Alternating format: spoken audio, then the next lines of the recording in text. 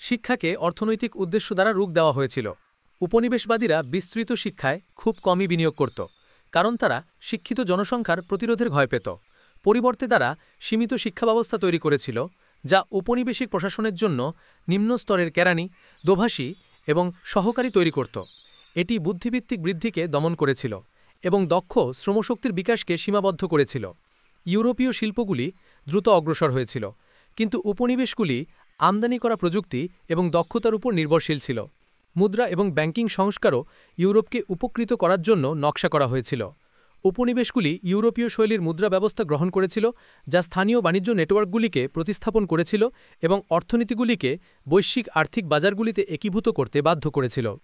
ঔপনিবেশিক ব্যাংকগুলি মূলত ইউরোপীয় ব্যবসা সেবা করত, বসতি স্থাপনকারীদের জন্য ঋণ এবং বিনিয়োগের সুযোগ দিত, স্থানীয় মানুষের জন্য নয়।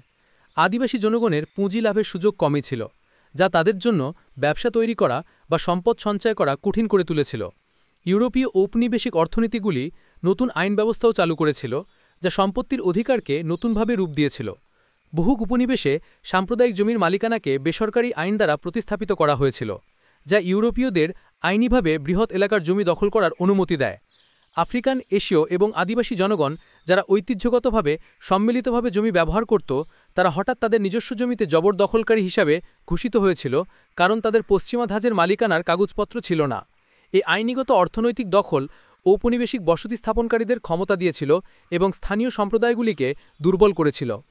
ঔপনিবেশিক নীতিগুলির একটি প্রধান দীর্ঘমেয়াদী প্রভাব ছিল অর্থনৈতিক নির্ভরতা। উপনিবেশগুলিকে কখনোই বৈচিত্র্যময় অর্থনীতির বিকাশের অনুমতি দেওয়া হয়নি। তাদের শিল্পগুলি কাঁচামাল উৎপাদন করত, কিন্তু উৎপাদন শিল্পের অভাব ছিল। তাদের বাজারগুলি ইউরোপীয় পণ্যের গ্রাহক হিসেবে বন্দী ছিল।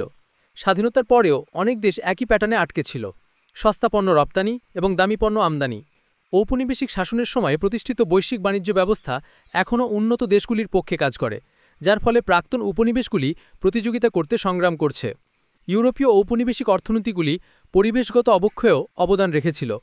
নিবিড় খনি, বন উজাড়, বৃক্ষরোপণ, কৃষি এবং বন্যপ্রাণী শোষণ গুরুতরভাবে বাস্তুতন্ত্রকে দখল করেছিল।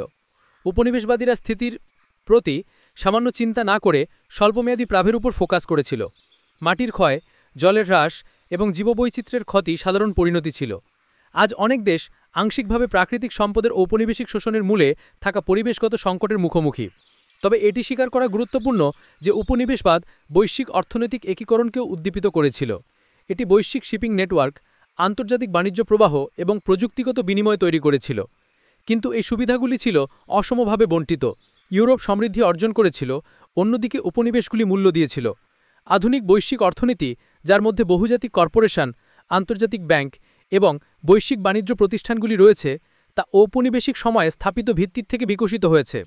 বিশ্বের অনেক ধনী দেশ শতাব্দীর ঔপনিবেশিক আহরণ থেকে উল্লেখযোগ্য পুঁজি সঞ্চয় করেছে। দ্বিতীয় বিশ্বযুদ্ধের পর ইউরোপীয় সাম্রাজ্যগুলি দুর্বল হয়ে পড়ে এবং স্বাধীনতা আন্দোলন জোরদার হয়।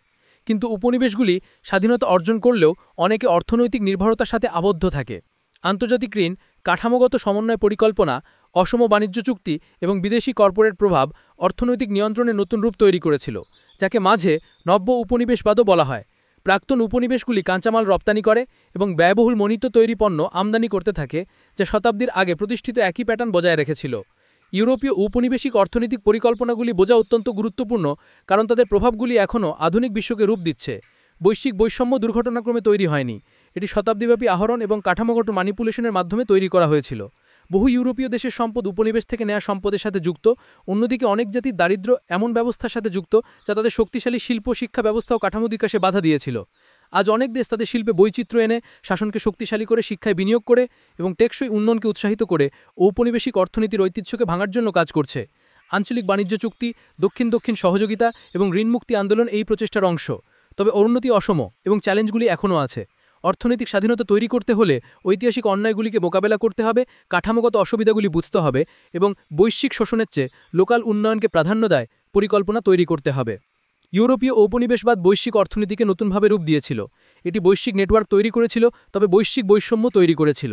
এটি প্রযুক্তিগত অগ্রগতি নিয়ে এসেছিল, তবে সাংস্কৃতিক ও অর্থনৈতিক ধ্বংসের বিনিময়ে।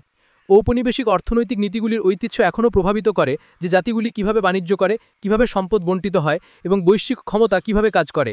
একটি ন্যায্য ভবিষ্যৎ গড়তে হলে এই ইতিহাস বোঝা অত্যন্ত গুরুত্বপূর্ণ।